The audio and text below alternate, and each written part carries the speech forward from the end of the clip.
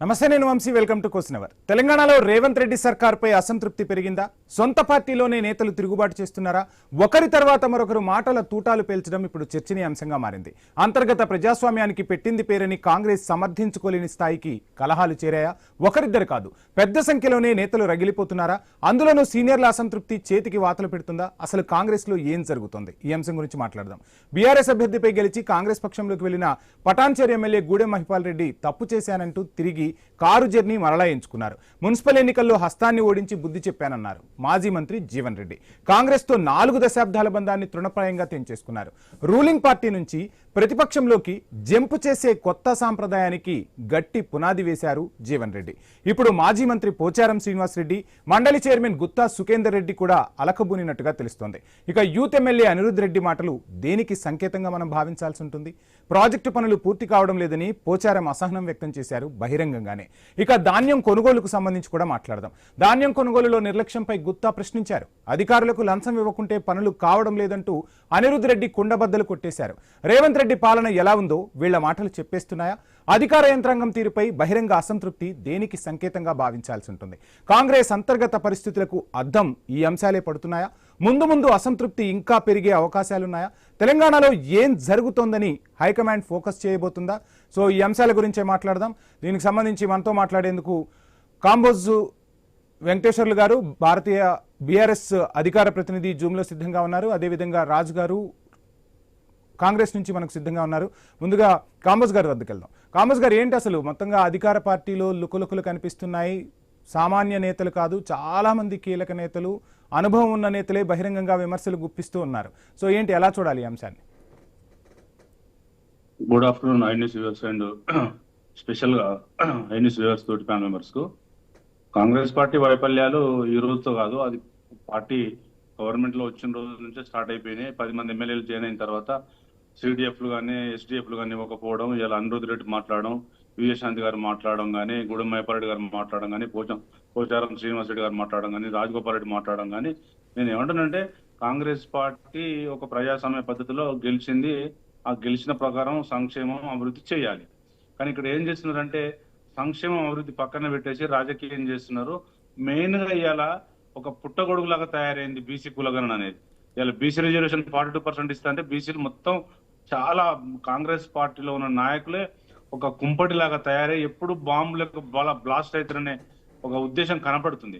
ఇవాళ నేను ఏమంటున్నానంటే కాంగ్రెస్ పార్టీ ఇప్పటికైనా కూడా వాళ్ళు ఇచ్చిన హామీలు, కామారెడ్డి డిక్లరేషన్ కానీ ఏదైనా కానీ ఇంప్లిమెంట్ చేయాలి.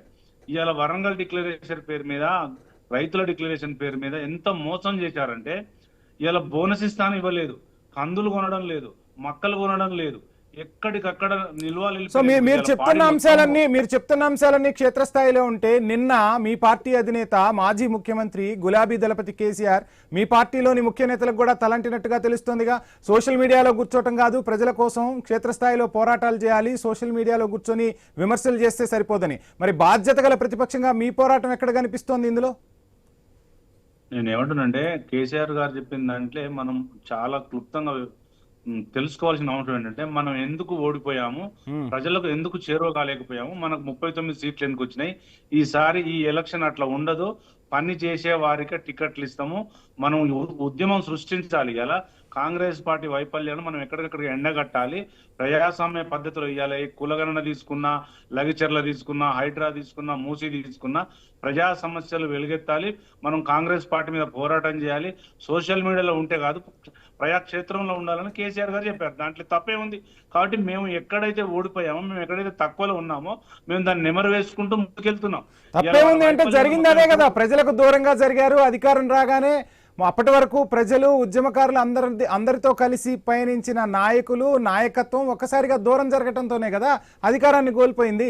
సో అధినేత చెప్పే వరకు కూడా మళ్ళీ ప్రజల్లోకి వెళ్ళట్లేదు కదా. మీరు ప్రజా సమస్యలను ప్రస్తావించాలిగా. ప్రతిపక్షంగా మీకు ఓట్లేసి సీట్లు ఇచ్చినప్పుడు బాధ్యత గల ప్రతిపక్షంగా మీరు ప్రశ్నించాలి కదా క్షేత్రస్థాయిలో. ఇప్పుడు రైతుల పక్షాన పోరాడాలి, ప్రజల పక్షాన మీరు పోరాడాల్సి ఉంటుంది కదా.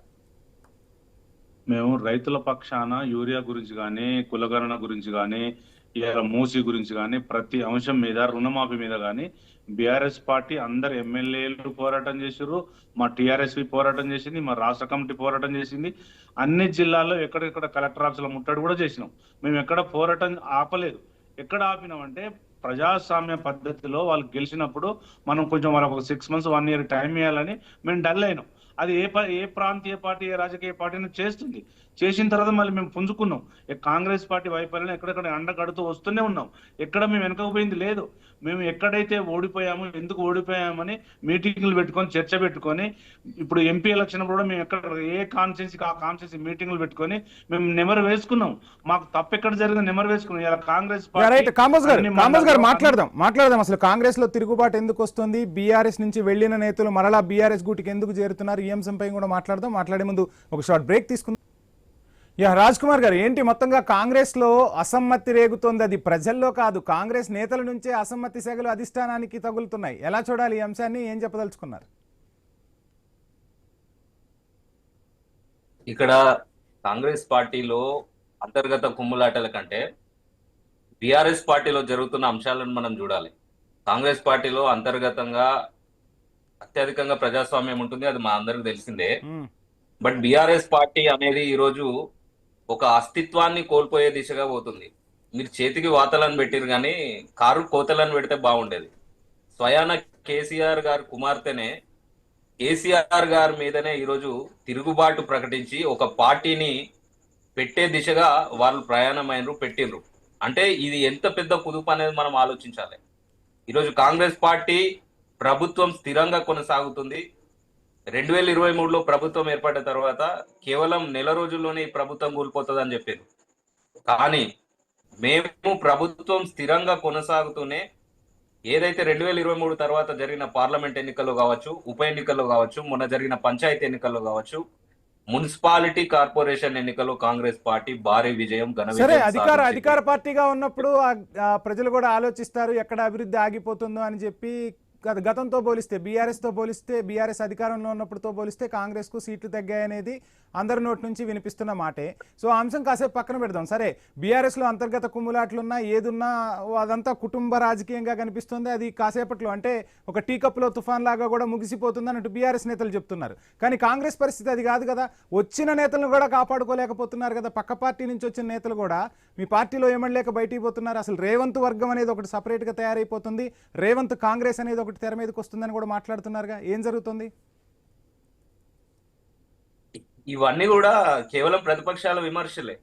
ఈరోజు ఏదైతే ఇప్పుడు మీరు అన్నారు టీ కప్, ఏది మన టీ కప్ లో తుఫాన్ లాంటిది అంటున్నారు. టీ కప్ లో తుఫాన్ అయితేనే కేసీఆర్ గారి 9.5 సంవత్సరాల పాలనని కేసీఆర్ గారి స్వయాన కుమార్తె అయిన కల్వకుంట్ల కవిత గారు ఈ రోజు ప్రశ్నిస్తున్నారు, అవినీతి మీద ప్రశ్నిస్తున్నారు. ఇది పెద్ద సమస్య కదా. కాంగ్రెస్ పార్టీ రేవంత్ నుంచే వెళ్తున్నా కవితను పావుగా వాడుతున్నారట కదా మొత్తంగా. అంటే కేసీఆర్ గారి కుమార్తె అంత పెద్ద బలమైన నాయకుడిని ఒక బయటి పార్టీ నాయకులు వాడే అంత వాళ్ళు బలహీనమైపోయినరా? అంటే మీరు అది చెప్పడం వల్ల మాకే బలం అది. అంటే మీ బలహీనతను చూపెడుతుంది. ఏది బీఆర్ఎస్ పార్టీ బలహీనతను చూపెడుతుంది అది. ఎందుకంటే నిజంగా కేసీఆర్ గారు బలంగా ఉంటే, కేసీఆర్ గారు ఇంత ఆరోగ్యంగా ఉండంగా, కేసీఆర్ గారు ఉండంగా కూడా స్వయాన ఈరోజు కవిత గారు బయటకు వచ్చి యుద్ధం ప్రకటించడం అనేది బీఆర్ఎస్ పార్టీ బలహీనత, కేసీఆర్ గారి బలహీనత. ఆ పార్టీ ఎంత బలహీనమైందనేది ఒక సరే వారి పార్టీ బలహీనతల గురించి మాట్లాడదాం. అధికారంలో ఉన్న పార్టీ ప్రజలకు చేయాల్సిన సంక్షేమం కానీ అభివృద్ధి కానీ అక్కడ ప్రజలు ప్రశ్నించట్లా. అసలు మీ పార్టీలోని నేతలే ప్రశ్నిస్తున్న పరిస్థితి. దాన్ని ఎలా చూడాలంటారు? అంటే ఇంకా అధికారులపై పూర్తి స్థాయి గ్రిప్పు ఇక్కడ రావట్లేదు. అండ్ మంత్రులకి నేతలు ఫోన్ చేస్తుంటే ఆ నేతల ఫోన్లు కూడా మీ వాళ్ళు లిఫ్ట్ చేయట్లేదట. సో ఏంటి అసలు ఏం జరుగుతుంది? ఇది గతంలో ఏం జరిగిందని అంటే, గతంలో పరిపాలన మొత్తం ప్రగతి భవన్ కేంద్రీకృతంగా జరిగింది. గతంగా ఇప్పుడు నేను అడుగుతున్న క్వశ్చన్ బీఆర్ఎస్ తో కంపేర్ చేస్తున్నారు. క్లియర్ కట్ గా పోచారం శ్రీనివాస్ రెడ్డి అక్కడ కూర్చొని మాట్లాడారు. ఆయన నోటి నుంచి వచ్చిన మాటనే నేను మీకు చెప్తున్నా. నేను ఫోన్ చేస్తే మంత్రి ఫోన్ ఎత్తడు, నాకు రావాల్సిన నిధులకు సంబంధించి సమాధానం చెప్పరు. ఇక నేను ఎవరితో మాట్లాడుకోవాలి, ఏం చేయాలి, ప్రజలకు ఏం సమాధానం చెప్పాలని ఆయనే ప్రశ్నిస్తున్న పరిస్థితి. ఆయన ప్రశ్నకు ఆన్సర్ ఏంటి అసలు? ఇప్పటివరకు అధిష్టానం అన్న స్పందించిందా? నేను ఒకటే చెప్తున్నాను, మనం ఎందుకంటే ప్రతిదీ గతంతో ఎందుకు మాట్లాడుతున్నానంటే ప్రతి విమర్శ కూడా గతంలో పరిపాలించిన వాళ్ళే ప్రతి విమర్శ చేస్తున్నారు కాబట్టి గతంతో లింకప్ చేసి మాట్లాడుతున్నారు. పోచారం శ్రీనివాస్ గారి ఇష్యూకు సంబంధించి తర్వాతనే ముఖ్యమంత్రి గారు మాట్లాడడం జరిగింది, వారి సమస్యలు వినడం జరిగింది. ఆ ప్రాబ్లం కూడా ఇప్పుడు సార్ట్ అవుట్ అయిపోవడం జరిగింది. మళ్ళీ ఎక్కడ కూడా పోచారం శ్రీనివాస్ గారు మాట్లాడలేదు, మళ్ళీ ఎక్కడ కూడా ప్రెస్ మీట్ పెట్టలేదు. అంటే అక్కడ ప్రాబ్లం క్లియర్ అయిపోయినట్టే కదా, ఇంకా దాని గురించి చర్చ ఎందుకు సార్? అంతే కదా. మళ్ళీ నిన్న గుత్తా పెట్టేశారు, ముఖ్యమంత్రి గారు స్వయాన్ని మాట్లాడారు. సరే అటు పోచారం అయిపోతే మళ్ళీ నిన్న గుత్తా నోరెత్తుతున్న పరిస్థితి కదా. సరే మీ దగ్గరకు వస్తాను ఒకసారి, మళ్ళీ మీ దగ్గరకు వస్తాను నేను రాజు గారు, వెంకటేశ్వర్లు గారు. ఇప్పుడు నేను మళ్ళీ మీ దగ్గరకు వస్తాను. నియంతృత్వం కాదు ప్రజాస్వామ్యంలో. అన్నిటికీ ఒకటే మంది అన్నట్టు కాంగ్రెస్ లో ఏం మాట్లాడినా ఏం చేసినా అంతర్గత ప్రజాస్వామ్యం అనే ఒక టాబ్లెట్ వేసేస్తున్నారా? ఇప్పుడు వంశీ సార్ నేను ఒక మాట చెప్తాను. ప్రజాస్వామ్యం ఉంది, టాబ్లెట్ ఏముంది? మీకు టైం ఇస్తాను. కాంబోజ్ గారు అసలు ఏం జరుగుతుంది అధికార పార్టీకి సంబంధించి, ఏం జరుగుతుంది? వంశీ సార్ ఇప్పుడు నేను ఏమంటానంటే, మిత్రుడు మాట్లాడింది నేను విన్నా. బిఆర్ఎస్ పార్టీ బాగా వీక్ అయిపోయింది, కవిత గారు ఎదురు తిరిగిరంటే వాస్తవమే. కవిత గారికి వాళ్ళ నాన్నకు పడకపోతే బయటకు వెళ్ళిపోయింది. బిఆర్ఎస్ పార్టీ పలచబడడం కాదు, స్టాండ్ ఎక్కువైంది. కేసీఆర్ గారు ఎక్కడుంటే అక్కడ ఒక విప్లవం సృష్టిస్తాడు. ఈ ఓడిపోవడాలు గెలవడాలు కామన్ కదా. మేము బీఆర్ఎస్ పార్టీ గవర్నమెంట్ ఉన్నప్పుడు మీకు వచ్చిన సర్పంచ్లు ఎంత, ఇప్పుడు మాకు వచ్చిన సర్పంచ్లు ఎంత. బీఆర్ఎస్ పార్టీ గవర్నమెంట్ ఉన్నప్పుడు మీకు వచ్చిన మున్సిపల్ కార్పొరేషన్ లో ఇప్పుడు బీఆర్ఎస్ పార్టీకి వచ్చిన మున్సిపల్ కార్పొరేషన్ ఎంత. బీఆర్ఎస్ పార్టీ ఎలక్షన్ లో 2 సార్లు గెలిచిన మీ ఎమ్మెల్యేలు ఎంత, మా ఎమ్మెల్యే ఎంత. మా పలచబడడం అంటే మేము ఎక్కువ బలంగా పుంజుకుంటున్నాం కదా. ఇలా మీ కాంగ్రెస్ పార్టీ నాయకులే మా పార్టీలో జాయిన్ అవుతున్నారు కదా. ఎంతమంది ఈ 29 నెలలుగా జాయిన్ అయ్యారు మీ దగ్గర లిస్ట్ ఉందా? ఇప్పుడు మిగతా 10 మంది వాళ్ళు కాంగ్రెసా బీఆర్ఎస్ పార్టీ చెప్పాలి కదా. ప్రత్యేకం ఒకటే, 29 నెలలుగా పాడిందే పాడు పాడు. రామోస్ గారు ఇక్కడ మీ పార్టీ దృష్టికి కూడా వస్తున్నాను. ఓవైపు ఆత్మవిమర్శ చేసుకోవాలి, ఆత్మ పరిశీలన చేసుకోవాలి. గత ఎన్నికల్లో ఏం జరిగింది, గత 10 ఏళ్లలో ఎటువంటి తప్పిదాలు జరిగాయో ఆ తప్పిదాలు మరలా జరగకుండా చూసుకోవాలని చెబుతున్న అధిష్టానమే జీవన్ రెడ్డి లాంటి నాయకుడిని చేర్చుకోవడం ద్వారా శ్రేణులకి ఏం మెసేజ్ పంపుతుంది? ఆయన తెలంగాణ ఉద్యమానికి వ్యతిరేకి అని తిట్టిపోసింది మీరే, ఆయన తెలంగాణకు పూర్తి వ్యతిరేకి అని మాట్లాడారు. ఒక రకంగా విమర్శలు, మామూలు విమర్శలు కాదు, మీపై గుప్పించింది. ఈరోజు జీవన్ రెడ్డి లాంటి నాయకుడిని ఎందుకు తీసుకొచ్చుకోవాలి? సో మీలాంటి చాలా మంది నాయకులు ఉన్నారు. సో వీళ్ళకి ప్రోత్సాహం కల్పించే దిశగా బీఆర్ఎస్ ఎందుకు ఆలోచించలేకపోతుంది? ఇప్పుడు మీరు అడిగిన క్వశ్చన్ చాలా బాగుంది. నేను ఏమంటున్నానంటే, బీఆర్ఎస్ పార్టీ పలచబడ్డదని మీరే అంటున్నారు. ఇలా మళ్ళీ నెక్స్ట్ గవర్నమెంట్ పుంజుకొని కరీంనగర్ జిల్లాలో ఒక జీవన్ రెడ్డి వాళ్ళని తీసుకుంటే నెక్స్ట్ గవర్నమెంట్ లో కొంత పర్సంటేజ్ ఓట్ బ్యాంక్ పెరిగితే, ఎక్కువ ఎమ్మెల్యేలు గెలిస్తే నాలాంటి వాళ్లకు, జీవన్ రెడ్డి వాళ్ళ లాంటిలకు రాజకీయ భవిష్యత్తు ఉంటుంది కదా. మేము స్వచ్ఛంద సేవా సంస్థ నడపట్లేదు, మాది విప్లవ పార్టీ కాదు, పౌతు ప్రాంతీయ పార్టీ మాది. మేము పార్టీని నడిపిస్తాం తప్ప మేము చేతులు ముడుచుకోనుకోకుండా ప్రజలకు మేలు జరగదు కదా. మేము ఎవరు వచ్చినా స్వాగతిస్తాం, కానీ అది ప్రజాస్వామ్యబద్ధంగానే స్వాగతిస్తాం. ఇలా జీవన్ రెడ్డి గారు వచ్చారంటే ఉమ్మడి కరీంనగర్ జిల్లాలో బలమైన కేడర్ తయారైంది. రేపు వాళ్ళు క్లీన్ స్వీప్ చేయడానికి ఆస్కారం ఉంటుంది, అది మీరు గ్రహించాలి. కరీంనగర్ అంటేనే బీఆర్ఎస్ కు మంచి పట్టుంది. జీవన్ రెడ్డి లాంటి నాయకుడిని చేర్చుకోవడం ద్వారా ఇక బీఆర్ఎస్ కు పెద్దగా వనగూరే ప్రయోజనం ఏముంటుంది? అండ్ ఇంకొక అంశం కూడా నేను తెర మీదకి తీసుకొస్తున్నాను. కాంబోజ్ గారు నా క్వశ్చన్ పూర్తవ్వాలి. కాంబోజ్ గారు నా క్వశ్చన్ పూర్తవ్వాలి. కాంబోజ్ గారు ఒక మాట చెప్పండి. నా క్వశ్చన్ పూర్తవ్వాలి. ఏంటంటే, అధికారంలోకి వచ్చినప్పుడేమో ఫక్త్ రాజకీయ పార్టీ మాదని మీ అధినేత చెప్తారు, మీరు చెప్తారు. అధికారం కోల్పోయిన తర్వాత ఏమో ఉద్యమ పార్టీ అని మరలా చెప్తూ ఉంటారు. ఈ అంశం కాస్త తెలంగాణ ప్రజానికం కూడా ఆలోచిస్తోంది. సో అంటే అధికారంలో ఉన్నప్పుడు ఒక మాట, అధికారంలో లేనప్పుడు ఉద్యమకారులు గుర్తొస్తారా వీళ్ళకని చెప్పి మీ పార్టీ నుంచి అటు ఉద్యమకారుల నుంచి కూడా ఈ వాయిస్ వినిపిస్తోంది. సో ఏంటి అసలు ఈ మతలబ్ ఏంటి? నేను ఏమంటున్నంటే, కేసీఆర్ గారు మొన్న చెప్పిన విషయాలు నేను మీకు చెప్తున్నా. ఏంటి, తెలంగాణలో టిఆర్ఎస్ పార్టీగా ఉన్నప్పుడు కొంత ఉద్యమకారులను పట్టించుకోవాలన్నమాట వాస్తవము. ఇప్పుడు ఆ స్థాయిలో ఉండదని చెప్పినాం. కేసీఆర్ గారే ఇవాళ అన్ని కమిటీలను రద్దు చేసి ఒక రాష్ట్ర కమిటీ ఒకటి ఉందని చెప్పిండు. నేను ఏమంటున్నంటే, జరిగినట్టు ఇప్పుడు ఎవ్వరు 100% సక్సెస్ రేట్ లో వెళ్ళరు సార్. మేము ఏ భారతదేశంలో ఏ ముఖ్యమంత్రి చేయలేని సంక్షేమ పథకాలు తెచ్చినామా తెలియదని చెప్పాలి కదా. ఇవాళ సాదీ ముబారక్ 11 లక్షల మందికి ఇచ్చినాం. 16 లక్షల మంది కళ్యాణ లక్ష్మి ఇచ్చినాం. వాళ్ళు తులమంగళం ఇస్తున్నారు, ఎంతమందికి ఇచ్చి చెప్పాలి కదా. వట్టిగానే ప్రజాపాలన అంటే ఎట్లా? మన నీతి ఆయోగ్ ఏం చెప్పింది, కాగ్ ఏం చెప్పింది? పతాకం కేసీఆర్ గారు మాట్లాడితే ఒక హిస్టరీ, కేసీఆర్ గారు ఫామ్ హౌస్ లో పండుకుంటే హెడ్లైన్స్. ఇది కాదు కదా రాజకీయము. ఇలా కేసీఆర్ గారు ఉన్నటువంటి ఉద్యమకారులు ఏం చేస్తున్నారు, ఎక్కడెక్కడ అడ్డుకుంటున్నారా, హరీష్ రావు గారు ఏం చేస్తున్నారు, కేటీఆర్ గారు ఏం చేస్తున్నారు? ప్రజా సమస్యల మీద బీఆర్ఎస్ పార్టీ పోరాడుతుందా, పోరాడలేదు చూస్తారు. ఇలా పార్టీలు ఎన్నైనా రావచ్చు, ఒక వ్యక్తికి అగైనెస్ట్ గా పార్టీ. ఇలా కేసీఆర్ గారి కవిత గారికి కేసీఆర్ గారి కవిత గారు పడకపోతే పార్టీ పెట్టుకుంటే అది వాళ్ళకే వదిలేస్తాం. మేము దాని గురించి చర్చించాం. ప్రజలు చూసుకుంటారనే వదిలేస్తాం తప్ప మేము దాని వెనకాల పోతాం. మేము అపోజిషన్ లో ఉన్నందుకు కాంగ్రెస్ పార్టీని ప్రజాస్వామ్య పద్ధతిగా మేము వాళ్ళని అడుగుతాం. వాళ్ళు సమాధానం చెప్పాలి. ఏ సమాధానం చెప్పట్లేదు. ఒక్కటి కంటే ఒకటి కూడా ఇంప్లిమెంట్ చేయట్లేదు కాంగ్రెస్ పార్టీ అని చెప్తున్నాం. మీ మేనిఫెస్టోలో పెట్టినటువంటి 2500 ఇచ్చిండ్రా? మీ మేనిఫెస్టోలో పెట్టిన స్కూటీలు ఇచ్చిండ్రా? మీ మేనిఫెస్టోలో పెట్టిన రుణమాఫీ అయిందా? ఈ 5 రైతు బంధులు ఇవ్వాలి, 2 రైతు బంధులు ఇచ్చిర్రు, రైతు బీమా లేదు, బోనస్ లేదు. మేము అది అడుగు, కరెంటు లేదు, వాటర్ లేదు. మేము అది అడిగితే మమ్మల్ని ఎందుకు మాట్లాడుతున్నారు మా మీద? మీరు చేయాల్సిన దాని గురించి చెప్పండి. అది చెప్పకుండా డొంక తిరుగుడు ఎవరమ్మా? ఇప్పుడు ఎవరైనా ఒక ప్రజాస్వామ్య పద్ధతిలో ఒక పార్టీలో వ్యక్తులుగానే మాట్లాడతాం. మేము చెప్తున్నాం కదా, మేము చేయలేకపోయినాం. 10%, 15% తగ్గింది.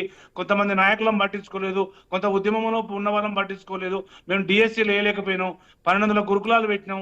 36 లక్షల మంది ఎస్సీ, ఎస్టీ, బీసీ, మైనార్టీ పిల్లల కోసం గురుకులాలు ఇలా డెవలప్ అయినాయి. మీరు అది చెప్పండి, కానీ మీరు చేసేది చెప్పండి. ఏం చేయలేదు. మేము అప్పు చేసినామని చెప్తున్నారు. మేము 30 లక్షల కోట్లు సంపద సృష్టించామా లేదా? ఇలా మేము సంపద సృష్టి ప్రజలకు పంచామా లేదా? ఏంటి రాజగోపాల్ రెడ్డి గారు ఐ న్యూస్ స్క్రీన్ పై హాట్ కామెంట్ చూస్తూ ఉన్నాం. రాజగోపాల్ రెడ్డి గారు మొత్తంగా కవితకు కౌంటర్ ఇస్తూ ఉన్నారు, గట్టిగా మాట్లాడుతూ ఉన్నారు. తండ్రికి గౌరవం ఇవ్వని కవిత అసలు ప్రజలకేం గౌరవం ఇస్తుంది, ప్రజలకు ఏం పాలన అందిస్తుంది అంటూ ప్రశ్నిస్తున్న పరిస్థితి. ఏంటి రేపేమైనా రాజగోపాల్ రెడ్డి అక్కడ అసమ్మతి పెరిగితే ఏమైనా బీఆర్ఎస్ వైపు చూసే అవకాశాలు ఉన్నాయా, లేదంటే అసలు కాంగ్రెస్ విమర్శగానే చూడాలా? ఏంటి కాంబోజ్ గారు ఎలా చూడొచ్చు అంటారు? ఇప్పుడు నేను ఏమంటున్నంటే, రాజగోపాల్ రెడ్డి గారు గత 6 months గా డైరెక్ట్ స్టేట్మెంట్ ఇస్తున్నాడు, ప్రజలకు మేలు చేసే స్టేట్మెంట్లు ఇస్తున్నాడు. 251 జీవో మీద మాట్లాడిండు. ఇలా 64 మందికి సపరేట్ జీవో తీసుకొచ్చారు, వాళ్ళకే ఇస్తారు. క్యాబినెట్ లో ఉన్న మినిస్టర్లకే సిడిఎఫ్, ఎస్డిఎఫ్ ఇస్తారు, మాకు ఇవ్వట్లేదని చెప్పిండు. ఇలా టీఆర్ఎస్ పార్టీ కవిత పెట్టిన దానికి ఎలక్షన్ కమిషన్ ఆమోదం లేదు. వట్టిగానే బ్యానర్లు వేసుకొని 10,000 మందిని పిలిచి భోజనం పెట్టింది. కావాలని మీకు ప్రూఫ్ తో సహా పంపిస్తా, అది చూడండి. ఫస్ట్ ఢిల్లీలో మీరు కూడా పోరాటం చేస్తున్నారంట కదా, టీఆర్ఎస్ అనే పేరు అటు పోకుండా ఉండాలి అని చెప్పి గట్టిగానే పోరాటం చేస్తున్నారట కదా ఢిల్లీలో. అయితే నేను ఏమంటానంటే, మేము టీఆర్ఎస్ నుంచి బీఆర్ఎస్ గా వచ్చినప్పుడే 10 సంవత్సరాలు గ్రేస్ పీరియడ్ ఇచ్చారు. మేము ఒప్పుకుంటేనే టీఆర్ఎస్ పార్టీ వేరే వాళ్ళకు భారతదేశంలో ఇవ్వాలని. కాబట్టి మాకు ఇంకా 6 years గ్రేస్ పీరియడ్ ఉంది. మాకు నిన్న ఈ రోజు ఎలక్షన్ కమిషన్ కి వెళ్ళి నోటీసులు వచ్చిన మెమో వచ్చింది. ఆ మెమోను మేము ఇవాళ సాయంత్రం కానీ రేపు మాని ఎలక్షన్ కమిషన్ సబ్మిట్ చేస్తున్నాము. టీఆర్ఎస్ పార్టీని తెలంగాణ ఎవరికి ఇవ్వద్దని, తెలంగాణ రక్షణ సమితి డెమోక్రటిక్ అని ఒక పార్టీ రిజిస్ట్రేషన్ అయింది, దాన్ని కూడా ఇవ్వద్దని చెప్తున్నాం. ఇలా మా డ్రాఫ్టింగ్ అయింది. మా సోమభరత్ గారు హాస్పిటల్ ఉండడం వల్ల మేము నిన్న సబ్మిట్ చేయలేకపోతున్నాం. రేపు 3 గంటల అంశం గురించి మాట్లాడదాం. ఒకసారి నేను రాజ్ కుమార్ గారు వాయిస్ తీసుకుంటాను. రాజ్ కుమార్ గారు, మొత్తంగా అసమ్మతి అయితే పెరిగిపోతుంది అని గట్టిగానే వాయిస్ వినిపిస్తున్నారు, మీ నేతలే వినిపిస్తున్నారు. అధిష్టానం ఏ విధమైన చర్యలు తీసుకోబోతుంది? సగం పాలనా కాలం పూర్తయింది, ఇక మిగిలిన సగం పాలనా కాలంలో ఇచ్చిన హామీలకు సంబంధించి కానీ అసమ్మతి నేతలను బుజ్జగించే ప్రయత్నాలు కానీ ఏమైనా జరుగుతున్నాయా కాంగ్రెస్ లో? అసలు ఏంటి అసమ్మతి అంటున్నారు. అసలైన అసమ్మతి ఎక్కడ కనబడుతుంది మీకు? అసలు రాజగోపాల్ రెడ్డి అన్న గానీ, కోమటిరెడ్డి వెంకటరెడ్డి అన్న గానీ, వాళ్ళు ఉన్నది ఉన్నట్టు మాట్లాడే నాయకులు. వాళ్ళు ఏదైనా మా ప్రభుత్వంలో నిజంగా ఎక్కడైనా పొరపాటు జరిగినా కూడా, వాళ్ళకి ఎక్కడైనా కాన్స్టిట్యూన్సీకి సంబంధించి ప్రజలకు సంబంధించి డెవలప్మెంట్ విషయంలో ఏదైనా జరిగినా కూడా వాళ్ళు నిష్పక్షపాతంగా, నిర్దిష్టంగా అధిష్టానం తోటి కానీ, ముఖ్యమంత్రి రేవంత్ రెడ్డి గారితో కానీ మాట్లాడి సార్ట్ అవుట్ చేసుకునే విధానం కాంగ్రెస్ పార్టీలో ఉంది. ఇది ఎప్పటి నుండో చూస్తున్నాం. అంతే తప్ప ఇక్కడ అసమ్మతులు ఇక్కడ కనబడుతున్నాయి. రేవంత్ కాంగ్రెస్ సపరేట్ అవ్వలేదా? అంటే ఇక్కడ నా సూటి ప్రశ్న ఏంటంటే, ఒకటి అప్పుడు అంటే అధికారంలోకి రాకముందు సీనియర్ నేతలందరి ఇళ్లకి వెళ్ళి మాట్లాడిన ముఖ్యమంత్రి ఈ రోజు ఆ సీనియర్ నేతలను పట్టించుకోలేకపోతున్నారు. వాళ్ళ ఫోన్ కూడా మంత్రులే లిఫ్ట్ చేయట్లేదు. సరే, ముఖ్యమంత్రి అంటే పాలనా పరంగా బిజీగా ఉండొచ్చు, కానీ సీనియర్ నేతల సలహాలు కూడా తీసుకునే పరిస్థితిలో మంత్రులు కానీ ముఖ్యమంత్రి గారిని లేరని టాక్ బహిరంగంగానే వినిపిస్తోందిగా. ఇవల్ల బట్టి గారు మంత్రి అయ్యండి, ఆయన సీనియర్ నాయకుడే. కోమటిరెడ్డి గారు మంత్రి అయ్యండు, ఆయన సీనియర్ నాయకుడే. పొన్నం ప్రభాకర్ గారు మంత్రి అయ్యండు, ఆయన సీనియర్ నాయకుడే. ఈ విధంగా ప్రతి ఒక్కరు కూడా ఈ రోజు మంత్రులు అయినరు. ప్రతి ఒక్కరు ఎవరి ప్రాధాన్యం వాళ్ళకి ఇస్తున్నారు. ఇక్కడ సీనియర్లను పట్టించుకోనట్టు ఏడున్నది అసలు? అసలు సీనియర్లు ఎవరు? పోచారం సీనియర్లు ఎవరు? పోచారం సీనియర్ కాదా? ఉన్నారు. యా పోచారం గారు ఎన్నికల తర్వాత ప్రభుత్వం వచ్చిన తర్వాత పార్టీ మారడం జరిగింది. గుత్తా కాంగ్రెస్ పార్టీలో సీనియర్ వారు కాదా? అంతకుముందు రకరకాల లేరు కదా. విమర్శలు వినిపిస్తున్నాయి మరి కదా. సరే బీఆర్ఎస్ పార్టీ చూద్దాం. మొత్తంగా మనకు సంబంధించి మొత్తంగా క్లియర్ కట్ గా మీరు అనేది రేవంత్ అట్లా కాదు. మీరు రేవంత్ కాంగ్రెస్ అనే మాట మాట్లాడింది కాబట్టి నేను ఆ పార్టీ మాట్లాడట్లేదు. అధికారంలోకి బయట రాకముందు వినిపిస్తున్నట్టు సీనియర్లో నా ఉన్నది వర్షనే ఉండదు. నాయకులందరూ కూడా ఈ రోజు యా. మంత్రులు ఉన్నారు. ఉమ్, బయట అదే నేను అనేది ఏంది, బయట వినిపించే వర్షనే చెప్తున్నా నేను. ఉమ్. వారితో మొన్న పోచారం గారు మాట్లాడిండ్రు. తదుపరి తర్వాత మంత్రులు Yeah, వారిని please కలిసిండ్రు, వారి సమస్య పరిష్కరించారు, అది అయిపోయింది. అదే ఇక్కడ బీఆర్ఎస్ పార్టీలో ఆ విధంగా జరిగేది ఉంటే వాళ్ళ పరిస్థితి ఏంది?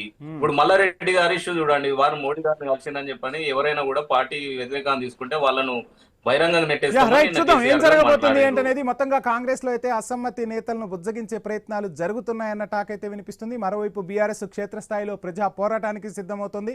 అధినేత తెలంగాణ భవన్ కు రావడంతో అటు బీఆర్ఎస్ శ్రేణుల్లో జోష్ నిండిన పరిస్థితి అయితే కనిపిస్తుంది. తెలంగాణ రాజకీయ ముఖ చిత్రంపై రకరకాల సమీకరణాలు కనిపిస్తున్నాయి, వినిపిస్తున్నాయి.